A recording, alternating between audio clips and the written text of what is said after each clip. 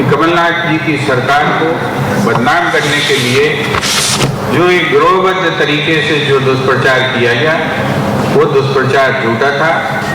ऐसे ही कई महत्वपूर्ण डाटा आपके साथ अभय दुबे जी साझा करेंगे। अभय दुबे जी।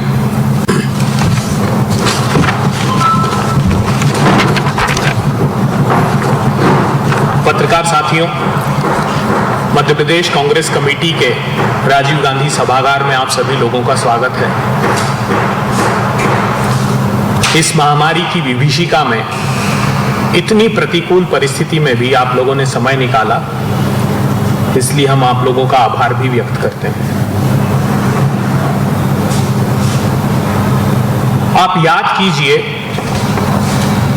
मध्य प्रदेश के मुख्यमंत्री शिवराज सिंह चौहान कालांतर से खुद को किसानों का सबसे बड़ा पुजारी बताते रहे हैं। भाग्य विधाता, अन्नदाता, किसान को भगवान और खुद को पुजारी। ऐसा भोंगी और ढोंगी पुजारी आजाद भारत के इतिहास में आज तक नहीं पैदा हुआ।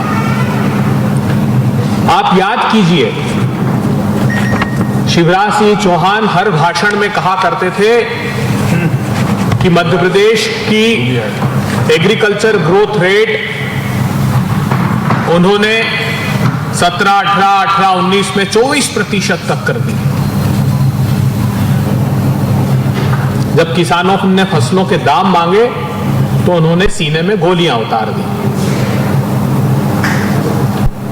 अब एक नेता की ही क्रूरता काफी नहीं थी कि करेला और नीम चढ़ा साथ हो गए।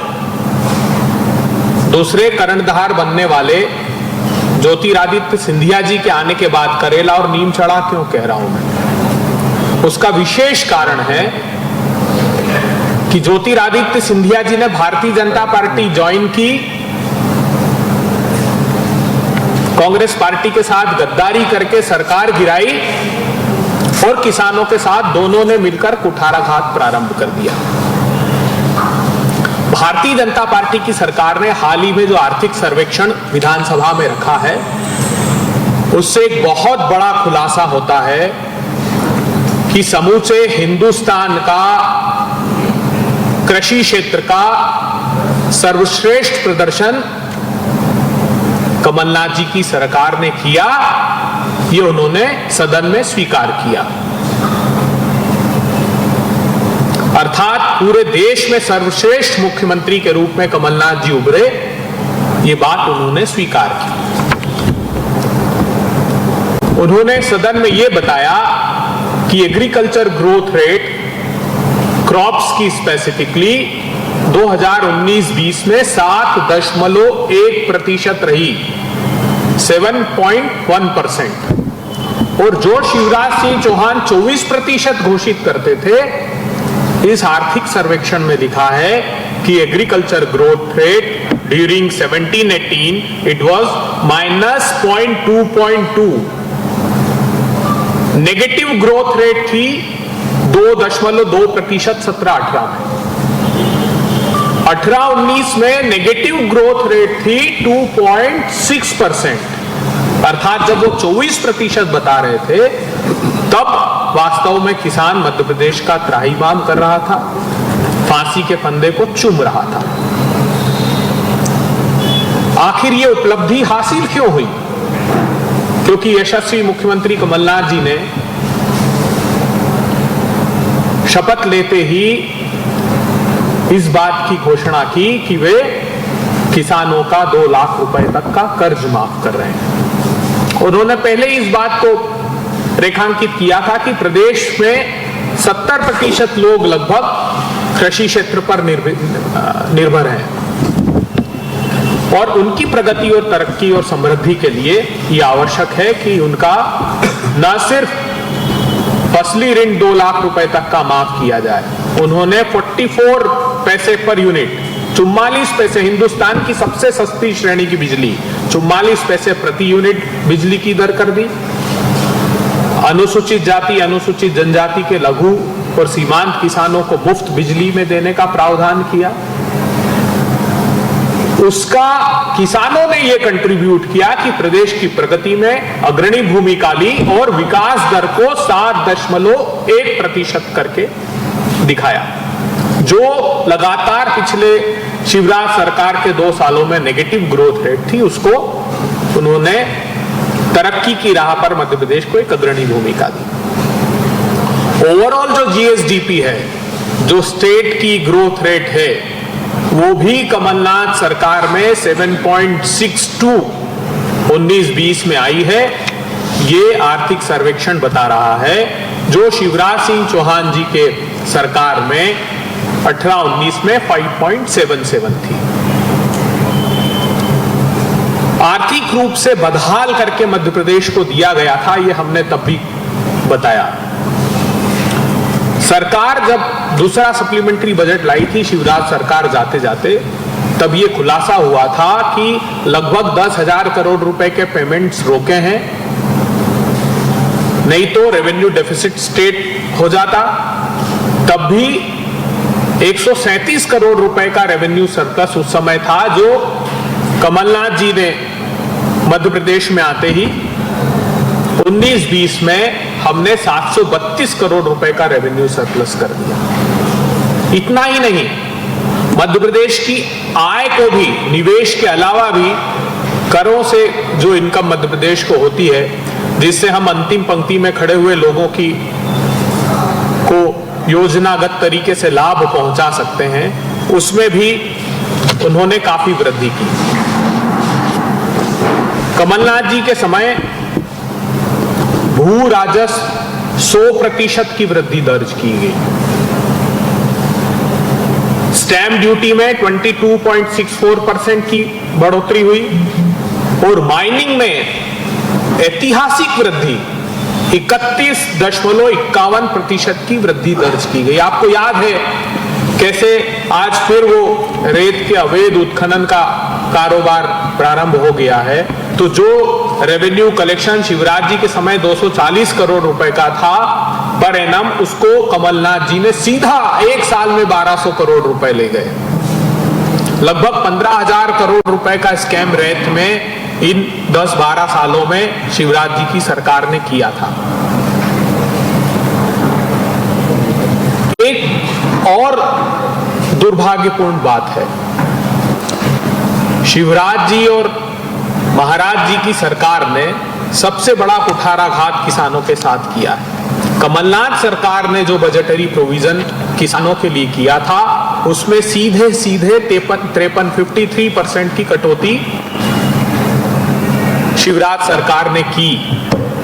सत्ता को पैसों के बल पर हड़पने के बाद, और कई महत्वाकांक्षी योजनाएं किसानों की जिससे उनका भाग्योदय होना था, उसे लगभग बंद कर दिया। कृषि समृद्धि योजना, कृषि समृद्धि योजना का अर्थ है कि जो किसानों को की फसलें प्रोक्योर करते हैं, गेहूं और धान की, उस पर प्रोत्साहन राशि घोषित करती है सरकार। मोदी सरकार ने उस पर आते ही जून 2014 में एक परिपत्र के माध्यम से वैसे तो प्रतिबंध लगा दिया था, मगर फिर भी कमलनाथ जी ने 160 रुपए का बोनस, आपको याद हो तो, गेहूं पर घोषित किया था, जिसको अप्रैल माह से हम वितरित करने वाले थे। उस किसान समृद्धि योजना में जब हमको मध्य प्रदेश के किसानों के अप्रैल माह में से 1200 करोड़ रुपए वितरित करने थे, उसमें बजटरी प्रोविजन सिर्फ 3,000 रुपए का रखा है शिवराज जी ने। इसका अर्थ है कि अब शिवराज जी की मंशा नहीं है कि किसानों को गेहूं का वो प्रोत्साहन राशि वितरित करें। सूरजधारा योजना एक आदिवासी और जनजाति भाइयों के लिए, शेड्यूल कास्ट और शेड्यूल ट्राइब्स के लिए एक सूरजधारा योजना है, जिसके तहत वो किसान जो इस जाति समुदाय के हैं, उनके बीज के लिए 75% का योगदान राज्य सरकार करती थी, उस योजना में बजट का प्रावधान 0 कर दिया, अर्थात उस योजना को लगभग समाप्त कर दिया। मध्य प्रदेश एक ऐसा राज्य है समूचे देश में, वैसे तो एग्रीकल्चर सेंसस में पूरे देश में महिलाओं की कृषि क्षेत्र में भागीदारी बहुत बड़ी है, लेकिन हम वो गौरवशाली प्रदेश हैं जिसमें 2011 से 16 के बीच हिंदुस्तान में सर्वाधिक भागीदारी महिलाओं की कृषि क्षेत्र में बढ़ी है। उसके बावजूद शिवराज जी और सिंधिया जी ने मिलकर महिलाओं के साथ कुठाराघात किया और कृषि में महिलाओं की भागीदारी योजना, जिसमें उनको उन्नत खेती के तरीके, नई टेक्नोलॉजी से उनको एक्वेंटेड कराना, संसाधन मुहैया कराना, इस योजना का बजटरी प्रोविजन भी 0 कर दिया। अर्थात महिलाओं ने जो अपनी इच्छा शक्ति से खेती में अग्रणी भूमिका ली थी, उसको भी समाप्त करने का मानस इन दोनों नेताओं ने बनाया। अन्नपूर्णा योजना भी समाप्त कर दी। अन्नपूर्णा योजना वो योजना थी जो शेड्यूल कास्ट और शेड्यूल ट्राइब के लघु और सीमांत किसानों को उन्नत किस्म के बीजों को मुफ्त मुहैया कराने की स्कीम थी। पिछले वर्ष तक कमलनाथ जी की सरकार तक ये सारी योजनाओं में बहुत अच्छा बजटरी प्रोविजन था, मगर इस बार इसको 0 कर दिया। इसी प्रकार कृषि यंत्रीकरण, कृषि उपकरण का बजट भी हाफ कर दिया है, जिसमें नई टेक्निक को इजाद करने के लिए और नए संसाधनों से खेती को का उन्नत तरीके से मार्ग प्रशस्त करने की योजना थी, जिसमें बजट बिल्कुल आधा कर दिया। एक बेहद महत्वपूर्ण बात है, लगातार शिवराज सिंह चौहान जी कह रहे हैं कि पहले ये कहा सरकार ने कि कमलनाथ सरकार ने कोई किसान ऋण माफी नहीं की है, लोगों में भ्रामक दुष्प्रचार किया। फिर उनके कृषि मंत्री ने किसान ऋण माफी को पाप बताया। फिर विधानसभा में इस बात को स्वीकारा कि 26 लाख किसानों का 11,000 करोड़ रुपए के लगभग ऋण कमलनाथ जी की सरकार ने माफ किया है। मगर ये वक्तव्य भी, ये विधानसभा में दिया हुआ बयान भी अधूरा है। कुछ प्रमुख बातों पर उन्होंने इसमें पर्दा डाला है। पूर्व मंत्री जयवर्धन सिंह जी ने प्रश्न ये पूछा था कि किसानों का कितना कर्ज माफ हुआ है। प्रश्न की शुरुआत ये नहीं थी कि एक्सचेकर ने कितना पेमेंट किया है या सरकार ने अपने राजकोष से कितना पैसा दिया, ये नहीं पूछा था। उन्होंने पूछा था कि कितना कर्ज माफ किया है। तो कमलनाथ जी ने, यशस्वी मुख्यमंत्री कमलनाथ जी जब थे और हम लोगों के सम्मुख उन्होंने व्यक्त किया था कि उन्होंने बैंक्स को इस आधार पर एग्री किया है कि वो नॉन परफॉर्मिंग असेट्स का, जो कालातीत ऋण खाते हैं, उनमें कम से कम 50% का वो सीधे राइट ऑफ करेंगे और उसका 50% राज्य सरकार देंगे। इसका आशय क्या हुआ कि जो लगभग 5,000 करोड़ रुपए नॉन परफॉर्मिंग असेट्स के माफ हुए हैं, 4,900 करोड़ रुपए, वो डबल है। तो ये जो कुल ऋण माफ हुआ है 26 लाख किसानों का, ये 15,000 करोड़ रुपए से ऊपर है। इसलिए राज्य सरकार अपना संशोधित वक्तव्य जारी करे और ये झूठ कहना कि गलत जानकारी दी थी और उन पर कार्रवाई करेंगे, तो मंत्री के अनुमोदन से तो जारी होता ही है। आज भी एग्रीकल्चर मिनिस्ट्री की वेबसाइट आप खोलकर देखेंगे तो आज भी वो डेटा सारे उन्होंने अपलोड किए हैं। तो ये मुखौटा नहीं लगा सकते, नकाब ज्यादा दिन तक नहीं इनका टिक सकता। दोनों इन नेताओं को मध्य प्रदेश के किसानों से क्षमा मांगनी चाहिए और मध्य प्रदेश के किसान जो उनके साथ सौतेला व्यवहार किया है उनके विकास में अग्रणी भूमिका लेने वाली योजनाओं को बंद कर दिया है या एग्रीकल्चर ग्रोथ रेट पर झूठ बोला है, ये अक्षम्य अपराध है। मध्य प्रदेश की जनता इन्हें क्षमा नहीं करेगी। आप लोगों के कोई प्रश्न हो तो वो आमंत्रित।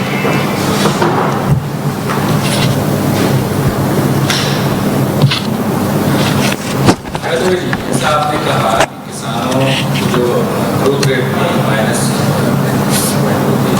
फिर सरकार को कृषि कर्मण अवार्ड जो मिल रहे थे फिर वो कैसे मिल रहा है? कृषि कर्मण अवार्ड का क्राइटेरिया वो तो हमने झूठ बेनकाब किया ही था कि पहले जो कृषि कर्मण अवार्ड इन्होंने लिए हैं उसमें अगर आप इनकी डेटा शीट देखेंगे तो एक साल तो ऐसे में अवार्ड ले लिया कि एक्चुअल जो प्रोडक्शन की ग्रोथ, ये जो मिलता है ये इनके प्रोडक्शन की ग्रोथ पर मिलता है। जैसे गेहूं पर इनको कृषि कर्मण अवार्ड मिला, इन्होंने बताया, उदाहरण के लिए बताता हूं कि 2015-16 में 100 किलो गेहूं हुआ और 2016-17 में 200 किलो गेहूं हुआ, तो 100% की ग्रोथ गेहूं के प्रोडक्शन में हुई और इन्होंने अवार्ड ले लिया। अब वो अगले साल जब इन्होंने डेटा शीट प्रोड्यूस की तो 2016-17 में जो 200 किलो था उसको 60 किलो दर्शाया और उसके अगले वर्ष में उससे डबल करके बता दिया। तो ये एक्चुअली इसको फ्रॉड कहें या इनका आर्ग्यूमेंट ये है कि वो जो फाइनल एनालिसिस आता है वो लगभग 2 साल लग जाते हैं, तो वास्तविकता तो वो नहीं थी जिस पर इन्होंने अवार्ड लिया। तो मुझे लगता है कि ये क्राइटेरिया भी बदलना चाहिए अवार्ड लेने का।